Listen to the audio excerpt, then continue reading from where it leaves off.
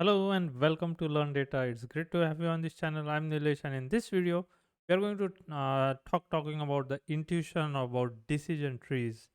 And these are the topics we'll cover. We'll look at uh, decision tree itself, then regression tree, classification tree, and walk through examples for how to calculate the Gini impurity and how the entropy works. And then we'll look at the mathematical formulation for classification and regression criteria that's in the Scikit-learn docs, and end the video with advantages, disadvantages, and some tips on how and when to use the decision tree classifier or regressor. And we have the code snippet slide, which is the last slide. So decision tree uh, that you've already may have seen before, or you may have thought of solving a problem using this approach. Let's say we have a fruit that we want to classify. uh, One of the questions we could ask is the fruit green in color? And if it's true, if it is green in color, then we can look at its weight. What is the weight of that particular fruit? If it's is it less than 6 grams? If it is less than 6 grams, then maybe it's a grape, based on what data we have. Or otherwise we could go the other route. If the fruit is not green, then we can ask a question, is it orange in color?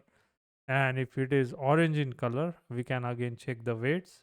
If it is between 80 to 120 grams, and if it is, then maybe it's an orange.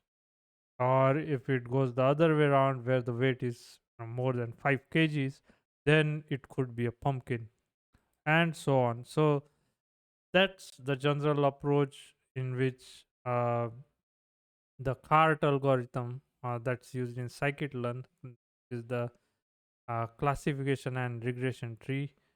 It creates these binary splits at each node to progress to the next step. So for the terminologies, here we have this very first node to which there is no input arrow coming in. That's the root node. Then the nodes that are in middle here, which are the other gray boxes, which have an input arrow coming in, and there are output arrows going out from that particular box, and those are the internal nodes. And within the internal node, after the internal nodes, here we see these are boxes in orange and green color. Those only have incoming arrows, they do not have arrows going out of those boxes, and those are called leaf nodes or leaves or terminal nodes. And that's the nomenclature we'll be using when we are talking about decision trees. And so with this, now if we have a problem where we are trying to predict continuous variables such as shown here, we have, let's say we have two features x, here rainfall in inches and number of trees, and based on that we are trying to predict what is the, or where is the water table, underground water table. So is it at 98.2 feet or 99.1 feet? So these are continuous numbers we have, and so it's a regression problem that we are trying to predict these continuous numbers. And on the right hand side, we have the plot. So the x-axis we have the rainfall, y-axis we have the number of trees in a forest. And when we try to perform the regression, this is just a very simplified uh, conceptual idea of how the process would work. We can split the data based on the median. So let's say the median here is 5.36 for these data points. We split it into equal halves, and then here because we are splitting on rainfall, 5.36, we can ask a question: is the uh, is the rainfall greater than or less than 5.36 inches? And based on that, is less than that, then we can say then the water table is 100 feet. Or if it's not less than the 5.36, then we can create another node and then look at another split, so where we can ask, so how many number of trees are there, so we can get the median along the number of trees in a forest. So we have 10.8, and then we can ask a question, is the number of trees less than 11? Here it's a decimal, but trees cannot be in decimal, so maybe less than 11. And if it is, then the water table would be 1 feet. If it is greater than that, then it would be 10 feet.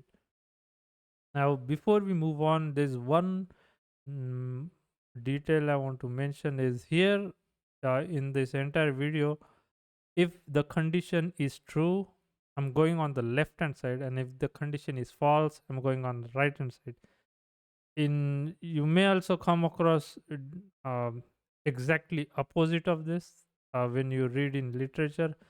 So if it is true, the it would be the right arrow, and if it is false, it could be the left arrow. But for this reason, for whatever reason, I started with this approach, and that's what we'll be using. Similarly, for classification, then instead of a continuous variable here, we now have a categorical variable. And so let's say we have the 100 feet depth of the water table are denoted by A, 10 feet denoted by B, and 1 feet denoted by C. And we can assume that these are the only three depths available in this data set. And then uh, the process of dividing the data would progress in a similar manner. We can split the data along the mean, median, and then if we have water table A, split the data again along the horizontal axis, vertical axis, and we have water tables B and C. Now, one point I want to mention here is that in scikit-learn, if we are using here all the features that both the features that we have here, they are continuous features, but you'll be working with categorical features, and in scikit-learn we have to convert them into uh, ones or zeros when using the decision tree classifier. So with that, let's move on to the next topic, where so far what we have seen is we need to split these nodes or branch into two separate nodes to make the classification possible. So how do we decide whether we should start with the rainfall, or should we have started with the number of trees? Or if there are other, if we have 10 features, how do we decide which of those 10 features should be the node that which of those 10 features should be used as a node for splitting the branch? And uh, to do that, we use these two parameters called Gini and Entropy.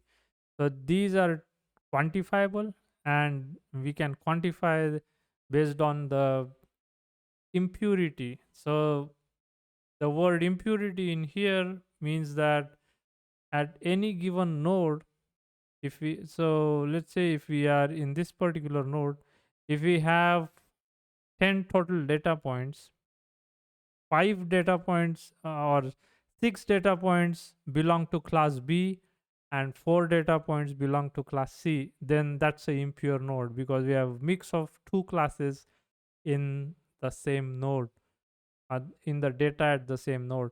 So what Gini and Entropy help us do is find out what particular feature increases the purity and reduces the impurity. That is to say, which of the features, if they are used to perform the split, would uh, put the data points in the correct classes as much as possible. And so we'll look at the Gini first. And let's say we have this data set, we have vehicle, drive, miles per gallon, and this is our target variable that says is that very vehicle reliable or not reliable. And this is a made up data set, so the numbers probably don't mean anything. Now here we have a choice of using vehicle as the very first node, which is the root node. And if we do that, and remember that here the vehicle is a categorical variable, drive is also categorical, mpg, that is miles per gallon, that's a continuous variable, and again reliable is also categorical. So if we choose vehicle, then we can ask a question, is the vehicle a car? If it is a car, then we go on the left hand side. If it is not a car, we go on the right hand side.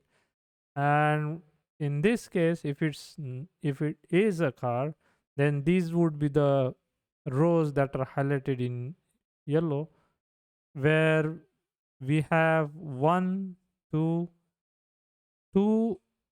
vehicles that have no for reliability, so we put a 2 there. And there are 3 vehicles that have a yes for reliability, so we put a 3 there. And on the other side, if it is not a car, what other vehicle do we have? We have a truck. So to account for that, we are in this node. And here again, we can see that for truck, we have two vehicles or 2 trucks that are not reliable. So we put a 2 there. And there are 1 and 2 trucks that are reliable. And so we put a 2 for yes. So that's how each of these calculations progress. Now we know that this is how we would look at the variable vehicle. Now if you look at the, I'm using interchangeably variable and feature. So if we look at if we use drive, then we can ask a question, is it a front wheel drive? If it is, then we are going on the left. And if it's not a front wheel drive, then it's a rear wheel drive, and we go on the right hand side.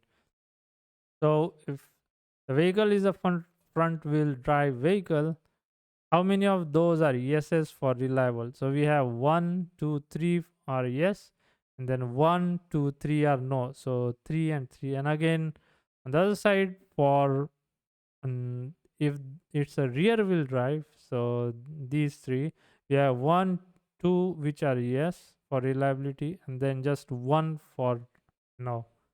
So that would be another option we have. And then the last option we have is using miles per gallon, and for that we could ask a question such as, is the miles per gallon or the mileage of that vehicle less than 15? And if it is, then we have the vehicles here highlighted in yellow, and we can see that there are 2 that are reliable, so we put a yes there. And then 2 under the yes, and then there are 4 that are not reliable, so we put 4 here.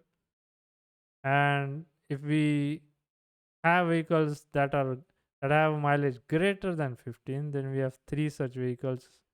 And here we have all of them as yes, and so we have 3 for yes and 0 for no. Now in each of these cases, there is a mix of both classes for, that is reliable yes and reliable no. And there's only this one node which is pure, in the sense that there is only one class in that particular node, which is just 3. But we cannot decide just based on this as to which node should be the root node. So we need to do a couple of calculations, and we'll look at that now. What we can do is calculate the Gini impurity for each of the leaves. So for this leaf, this would be the mathematical formula we'll use: 1 minus probability of yes square minus probability of no square. So probability of yes would be, this is 3, which is favorable events divided by total number of events. So we have 3 divided by 3 plus 2, and then again we have, for no we have 2, so 2 divided by 3 plus 2, and so if we calculate that, it comes out to 0.48. Similarly, we can calculate the Gini impurity for the other leaf. So we have 2, so 2 by 2 plus 2 and 2 by 2 plus 2, it comes out to 0.5.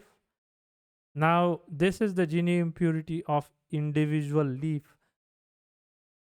To get the total Gini impurity, what we need to do is get the weighted sum. So here we have 5 data points in this leaf. So we have 5, and here we have 4 data points. So we have 4, and then the total data points is 3 plus 2 plus 2 plus 2 and 3. And that's what we have here in the denominator.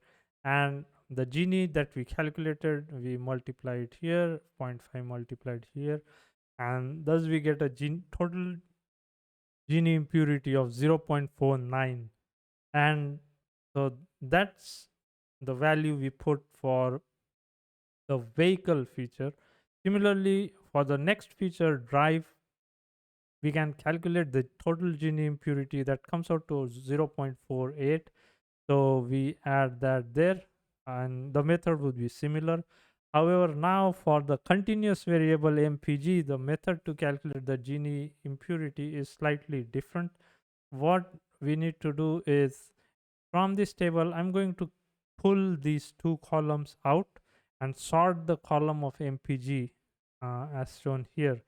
And then in that column, I'm going to add this additional column of adjacent averages. So what I mean by that, we take the average of 2.2, 3.9 and put that here, 3.9 and 7.8, so the average is here, and so on for the rest of the rows. Now we pick each of these numbers in the average column, such as shown here for 3.05, and then ask a question: is the mileage less than 3.05? If it is less than 3.05, we go on the left hand side. If it is not, we go on the right hand side. Now if we go on the left hand side, how many vehicles we have? We just have one vehicle which has a reliability no, so we put 1 under no and then 0 under the yes. And on the right hand side, the rest of the vehicles are all above 3.05 miles per gallon, which is starting from 3.9. And so here we have 1, 2, 3 no's, so we put a 3 under the no, and we have 1, 2, 3, 4, 5 as yes, and so we put a 5 there. And based on these numbers, we can calculate the Gini impurity and the total Gini impurity, which comes out to 0.42 in this case. Similarly, we can go through each of these sets of columns and calculate all these Gini impurities. And finally, we'll find that the lowest Gini impurity is for the mileage 17.15. So that's the miles per gallon we can use when, if we were to use the feature a miles per gallon as a root node. So we have 0.3 after rounding it off, and so when we put them in here and compare them, miles per gallon does have the lowest total Gini impurity, and so we can use that as a root node. So let's do that. So we use that, and then these are the uh, left and right nodes that we would see. Now from there, I've moved, so these 2 boxes, I've changed them to look as shown here. I've added the word reliable on top of them to make it easier to understand. Now on the left hand side, I've changed the table, put the original table back, because now we are going to need either the vehicle or drive. So which of those 2 would come right here? That would be the best feature to proceed with the splitting process. So here then, if we use the vehicle and ask a question, is that vehicle a car? Then we can find from here that If it is a car, then we go on the left. If it is not a car, we go on the right. So let's say miles per gallon is less than 17. So these are the bold highlighted rows. Those are the ones that we need to use. And so what we have are just these records that are bold highlighted. And up from those records, there are just two vehicles right here that are a car. So on the left hand side, we just have two, and both of them are not reliable. We have a no for reliable, and so we put a 2 there, 0 for yes. And on the other side is the vehicle not a car, so we are looking at the truck.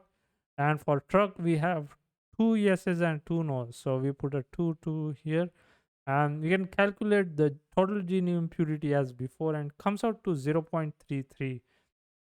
So we put that there. And similarly for drive, is it a front wheel drive? We again look at the records of vehicles which have the miles per gallon less than 17.15, so which would be these. And if they have a front wheel drive, so there are these three and this one. So there are four of them. So we look at the yeses and nos, put them here, and then for the rear wheel drive, we put the yeses and no here, and calculate the total Gini impurity. That comes out to 0.42, and we put that there. Now from these two, the lowest one is for the vehicle, this feature, so we use that as a node there, and then proceed to the next step. So after using that, we again split this. We see that if it is a car, so if the miles per gallon is less than 17, which is this side, and if it is a car, then we just have these two records, and both of them have a no for reliable. And so this is now a pure node, and no splitting is required, and that can be the final leaf in that particular branch. Next, for the other side, we have here we can now use miles per gallon to split and calculate the Gini impurity is there, and we get these leaves here, and they are pure because there's no mix of two classes, and so they need not be split further, and we get those leaves. And on the right hand side, again, there is no mix of classes, so that can be the final one. So that's the distribution we have. We have 22% in these three, and then 33% in that node.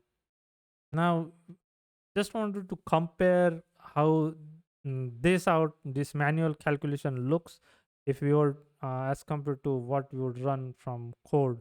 So in middle is the code that's from R language. It's not from Python, or just wanted to show the differences here. And right hand side, that's the decision tree classifier using the criterion Gini. And here we can see that here it does have this miles per gallon on the top, and then it does have the car, and then miles per gallon here. So that does seem to be similar. In Scikit-learn, it does start with my 17.15 miles per gallon, but then here second split is also based on miles per gallon, and then after that there is another feature used here. I think this is the drive feature, and so that's a different way of splitting, but in the end the leaves do have the same combinations. uh, Another point to note is that here the numbers are flipped. This is 30 and here it is 03, and I'm guessing that's the reason for that could be the directions in which the true and false are moving, or maybe this is class 0 and that's the class 1. That's how it is mentioned here. So the 0 no is listed before, and the 1 for yes is listed afterwards. Okay, with that, now let's look at entropy. And to make things easier, what I've done is remove the continuous variable miles per gallon from the dataset. So now we just have two features to work with. We have the vehicle and drive, and the target is the same, which is reliable, with two classes, yes and no. And this these are the steps for calculating the entropy, A through E. So we first calculate the entropy of the node by the target by itself. So just let's say the root node or the node that needs to be split by itself, and then we add features to it and see if we can reduce the entropy. And so at last E point, it says information gain. What we are trying to say by information gain here is that if I have just one column, that, and if I calculate the entropy means, there's another way of saying that how mixed classes are.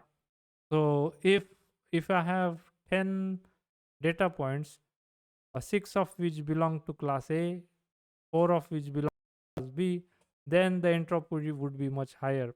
It If I have 5 of each of those, the entropy would be 1. And if I have 10 of one class and 0 of other class, the entropy would be 0. So we want 0 to be the entropy, so that could be the final leaf. Information gain is that if we add another feature to perform the split, then how much of the entropy are we reducing? So initially, if we had the entropy of 1, and after adding a new feature, if we are able to reduce the entropy to 0.6 for that feature, then we have a information gain of 1 minus 0.6 would be 0.4. And so here, let's look at how we can perform those calculations. So let's say if we start out with selecting the feature vehicle and ask a question, is the vehicle a car? Then this table on the left hand side can split it into two small tables. The table on the top has all the vehicles that are car, and the one below has all the vehicles that are truck. And now we can use each of these individual tables to calculate the information gain. And on the right hand side, we have the steps listed. So I'm going to plug in all the calculations there. So the formula here, as you can see, is we have, if we are looking at this top table, we have a total of, so in this table on the very left, we have total of 9. That would be the root node, where we are looking at all the rows of samples we have, the entire data set. So we have 9 records. So we have 9 here in the denominator. And then out of those, we have 4 that are no's. So we have 4 by 9. And there's a minus sign there. And we do a log of 2. And again, 4 by 9. And then for the second part, we have minus 5. So this is for the second class. So this is yes. So 1 2 3 4 5, and again 5 by 9 log to the base 2, 5 by 9, and that's the 0.99. That's the entropy that we start with at the root node. So that's the, now we can see if we can reduce not the root node, but let's see now if we can reduce that entropy if we include the vehicle feature in there. So for the vehicle feature, we can calculate the entropy as shown here. So if we look at the car part, we have 3 which are yeses, and then total 5 records. So 3 by 5, 3 by 5, and there are 2 no's. So we have 2 by 5 and 2 by 5. Here I've switched. In the earlier part, now these were no's first and yeses later. Here I've put yeses first and no's later, but it shouldn't matter because both of them have the same sign. So here we get an entropy of 0.97. Now similarly, if the vehicle is a truck, we can calculate the entropy here. 2 no's and 2 yeses, total there are 4. So 2 by 4 and 2 by 4, we get an entropy of 1. Now if we add them and we get a weighted sum of the above two entropies, we get value of 0.98. And if we subtract this value from what we had in A, which was the entropy of just that particular column, we get information gain of 0.01. Similarly, if we now look at other feature drive and do all these calculations, we get the entropy gain of 0.2. So we are able to uh, separate the data classes in the data uh, by using the drive feature better because we have higher information gain. And so we put that as a root node here. And so what that does is it splits this data set into two different smaller data tables. So we have front wheel drive on the left and rear wheel drive on the right hand side. Now we just have one feature, which is vehicle. So we can use that further to uh, get the entropy. So is the vehicle a car? We can split the data set again. And in this case, however, the information gain is 0 because here we have equal number of yeses and nos in both the cases. And so the entropy stays 1. And so here the information gain 1 minus 1 is 0. So that particular part here I'm writing reliable, so that's the target column, and we have 3 yeses and 3 nos, entropy is 1.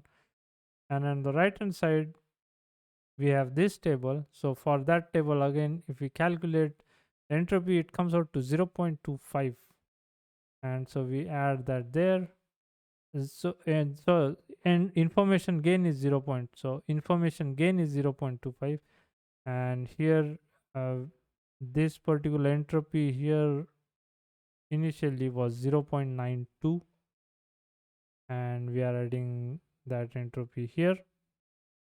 And from the left hand side, now we can split the data table further into these two smaller tables, and those could be uh, uh, written as shown here. The entropy is 2, so we cannot divide them any further. They stay equal to 2, and then this stays as 1 1. And again in this, on this side we have this, which is a pure a node, so 1 and 0, entropy is 0, but then this stays as 1 1.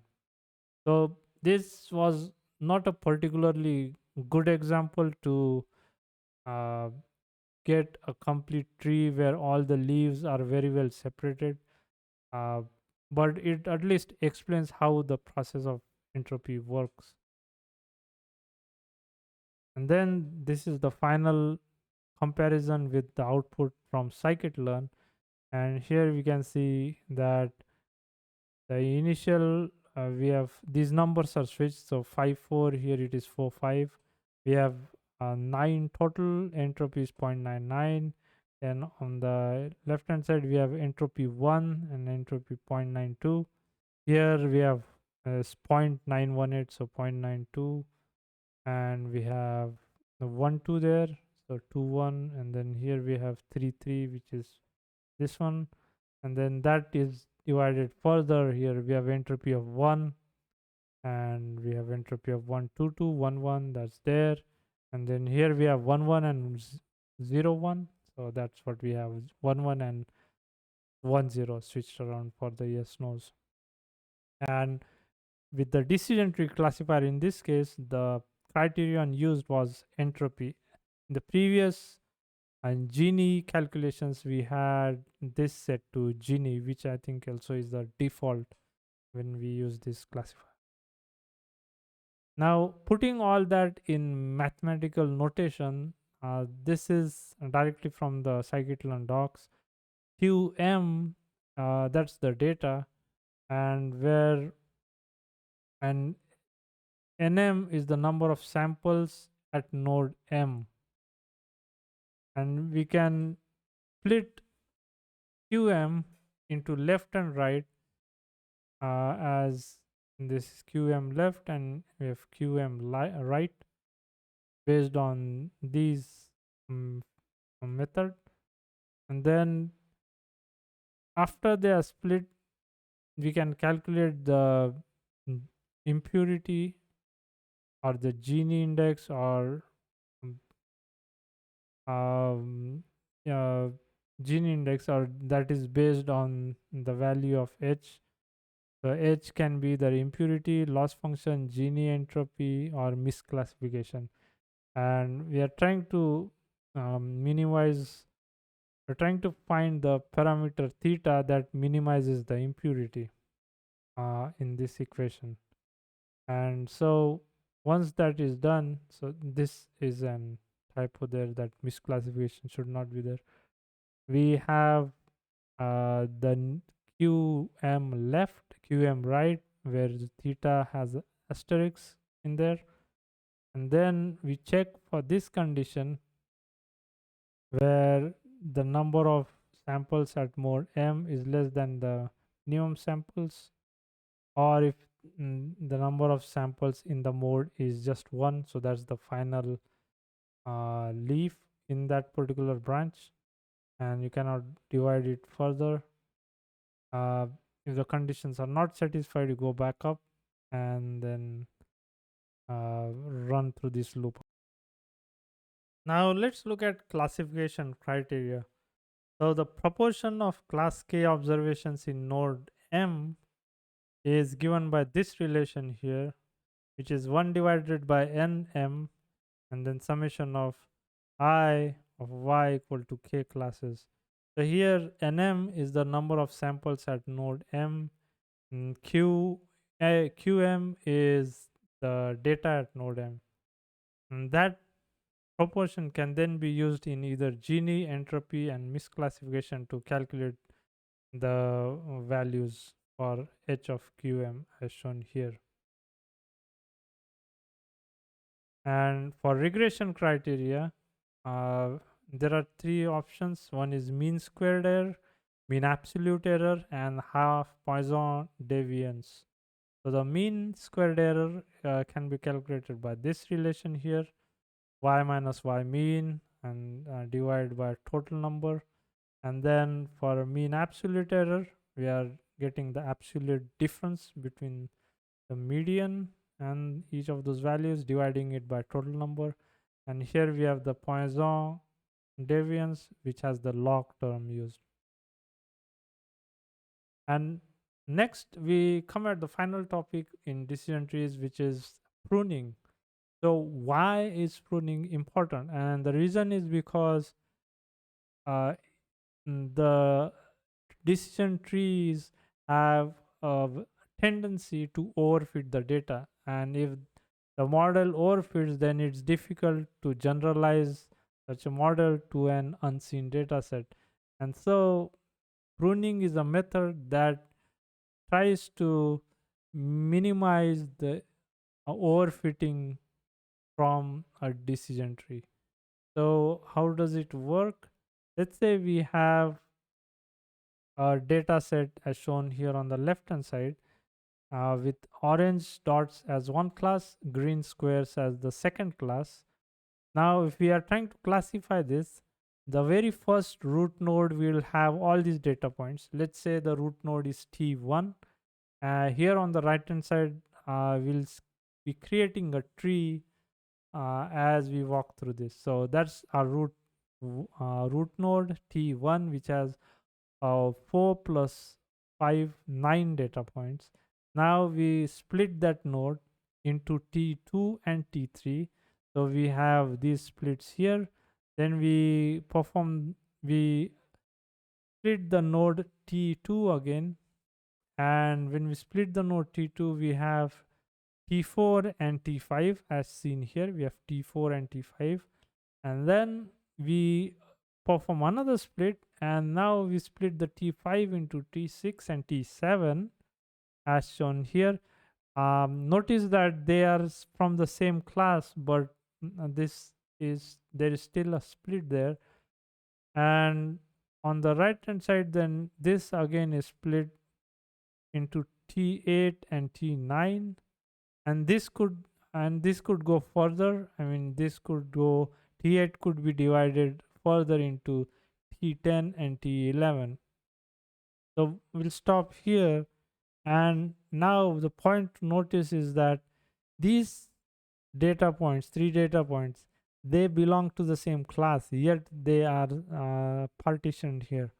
So if we look at the uh, resubstitution error rate for each of those points, then the error for T5 would be the same as the total error, summed error of T6 and T7. And so what we can do is we can remove or prune or cut these leaves from the tree. So we can cut T7 and T6 and just stop at T5. No need of splitting them further. So this is one way the program works, is you create the tree first and then prune it to uh, uh, prune it to a certain extent that you get a model that generalizes better. So here you remove those trees, we have pruned those trees. Now we have these data points that belong in the same node, and that's a pure node. So no impurity. There's data from just one class there. Mm, so that's the T5 node, and that's what pruning is. Now there's one last topic here, which is minimal cost complexity pruning algorithm. The takeaway message from this is that if we have the value of alpha equal to 0, then there's no pruning. If the value is alpha is equal to 1, then everything is pruned and you're left with just one root node. So that's the parameter that can be tuned. And to find the effective alpha, this is the relation that needs to be satisfied. Now, here are some of the advantages of using decision trees. They're easy to interpret, less pre-processing. So some of the trees, so if you are looking at boosting algorithms, you definitely need to standardize the data set. Or if there is other processing, there is still pre-processing of categorical data when using scikit-learn. That is, you have to the ordinal convert the categorical features into ones and zeros. Here the cost of prediction with decision tree is logarithmic, and they can handle both numerical categorical data, can have multiple outputs, as opposed to black box algorithms such as in neural networks. This is a white box, so you can actually visualize and plot a tree, which is good. And then we can validate the model, and if some of the assumptions are not met, still the program would work. And here are the disadvantages. Overfitting is the biggest one, and uh, if there are small variations in the data, that could also affect how the tree classifies, and it's not suitable for extrapolation. And the reason for that is because uh, the tree needs the data to perform the splits, right? And here there's no guarantee for global optimal decision tree. And if there are problems such as XOR parity or multiplexer, then these are hard to learn. So if you are wondering what these are, so these are a type of, in computer science, these are a type of problems, that is a class of problems based on how difficult they are to solve. That's what I get for those. And the data set needs to be balanced. So if it's an imbalanced data set. If you have 10% readings from class A and 90% from class B, then the class and the data set with majority of the data would uh, overwhelm the classification. So the tips when using the scikit-learn classifiers is the input data needs to be in float format. If it is not, then the program will make a copy of it before using it. So to save on memory, you want to convert it to the float 32 format. And for faster processing, it's recommended to convert it to the sparse CSR underscore matrix format. And for overfitting, the overfitting would be if there are too many features, or the max depth is higher, or if the min sample split is too small.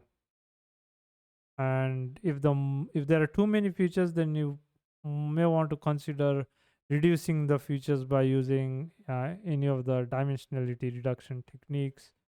And once in the good point about using the trees is that you can visualize the trees. So if you have a data set and if you have a preliminary tree created, you could look through the tree and see if the splits makes sense.